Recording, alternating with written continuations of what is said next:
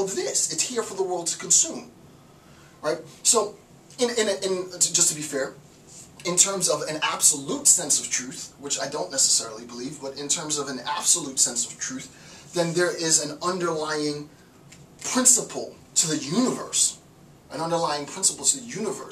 which is de facto unchangeable, right? I guess you might be able to formalize that in terms of a secularist approach if you believe in the unified theory, right? There is an attempt in the scientific community to arrive at a unified formula for the universe or something like that. I think it's a little hokey, personally. I don't care what they show me on paper. I'm never going to buy it, personally. I don't care how smart they say they are. I will never believe it. But there is a sense in which, you know, the scientific community is for whatever reason, seeking to embrace some absolute description of everything that is. Okay, fine. In a religious community, a faith-based community, it makes, for me, a lot more sense, right? To say, well, I'm just gonna have faith, right? Independent to experience, independent to proof, independent to demonstration. I'm gonna have faith that there is an absolute truth, and this absolute truth explains everything that exists in the universe, right? So, obviously there's epistemological problems with it, but not really, because it's faith, right? I mean Kierkegaardian faith, not just sort of faith in the colloquial sense, faith as antithetical to reason, right? So the Kierkegaardian sort of existential notion of faith and the ability to arrive at an absolute truth means that a portion of the population is going to seek that definitive truth as an end. Nietzsche would say it's all in vain, because that truth collapses on itself because it's absolute. That's Nietzsche's argument, and we've done a ton of lectures on that, so you should know that clear by now. No surprise. What we're going to see then is, okay, Nietzsche, we get the critique. We know what you don't believe. You don't ascribe to this absolute truth. You don't reject truth as such. So what is it that you're doing? And this is where he lays the foundation, right? This is going to be the segue into book 3 and 4, where we see what I would call a process philosophy, right? What we see his process is how it unfolds, the nature of you guys know the Uberman's coming up, right? The nature of the Uberman, the nature that nihilism takes once we have sort of epistemological infusion into his nihilistic framework, how that unfolds and such, right? But what we need to do is we need to first understand this idea of truth, right? How does he progress? How does Nietzsche progress with this idea of truth? So I wanted to spend a good portion of the time just describing that, because it's important that we understand that first bit. Okay. Next, on the bottom, last note on page 76, here's a direct quote. "The view that truth is found and that ignorance and error are at an end is one of the most potent seductions there is." Again, the view that truth is found, attained, absolute truth as such is found, located, there it is. And because I now have absolute truth in my possession, in my reach, in my epistemological conceptualization, it is now impossible for me to err, right? It is now impossible for me to have any sense of ignorance. In a sense, I become omniscient. He says it's the most potent seduction there is. Why wouldn't someone want that? It's a very seductive epistemological tether, if you will. I want to be connected to that absolute. Because if I'm connected to this absolute truth, there's at least the potential, right? There's at least the potential for me to approach omniscience. And what does Nietzsche really say, right? We know where this is going. Truth is therefore more fateful than error and ignorance because it cuts off the force that works toward enlightenment and knowledge. And what is that force? Error and ignorance. The whole point, you know, I'm quite a bit of a gamer. Quick side note. And EA games, any of you who play EA games, I love it. The EA games logo comes up, and then immediately you hear a whisper from a child, and it says, Challenge everything. Right? Challenge everything. I'm going to write that down. Right? This is the EA game. They probably got a trademark on this, I'm sure, which is genius. I envy that.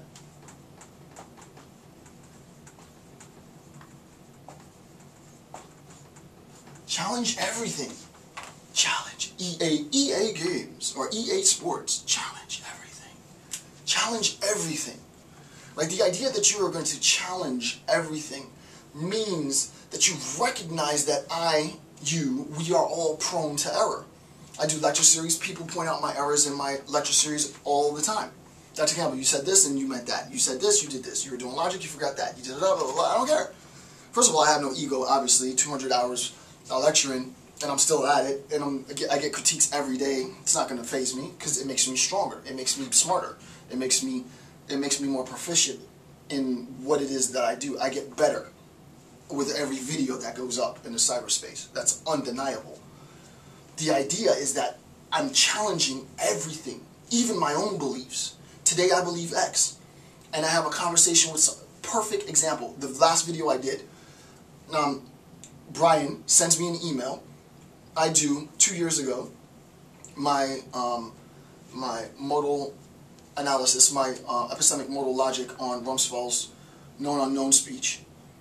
I assume the axiom unknown unknown. I have assumed before I did the lecture. I have assumed since probably 2007 maybe. Since 2007 until like a week ago, I just assumed that the formalization of unknown unknown was as you formalize it. I get an email from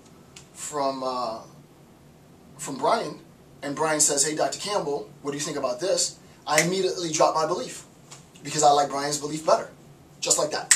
Challenge everything. I'm not rooted to anything, including the logic that informs every single thing that I do. The way that I think, the way that I read, the way that I process information. I drop it like a dead weight, and there's no remorse, and I'm gone. Now I'm with Brian, and now I'm thinking in new terms. Whether or not the canon embraces this critique is beyond, I don't care. I'm not a logician. But the point is that I believe that for years. I've believed that for years. I've memorized, first of all, I've memorized those formulas for years. And furthermore, I understand the conceptual logic that justifies the formulas as evidenced in the last video. But I drop it like a dead weight as soon as I see a better explanation. I like Brian's explanation better. It's a wrap. I no longer believe it. My logic, really, my truth has changed. Non-monotonic. I did a lecture series on non-monotonic. Watch those lecture series. I can formalize it, but I won't here. The idea is that my truth changed, right? I get a new stem, and I reject previous claims, right? Right?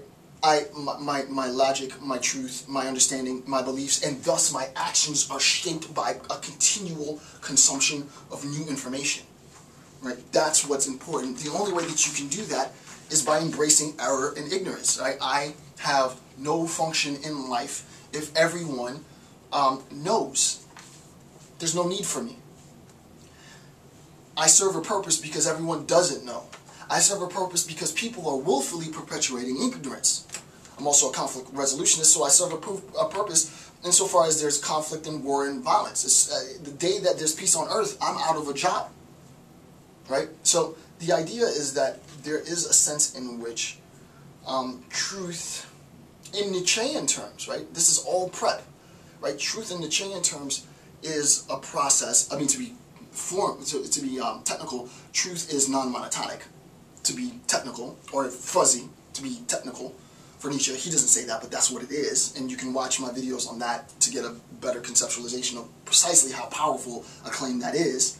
And this is the ABC murder story that I talked about in that series, right?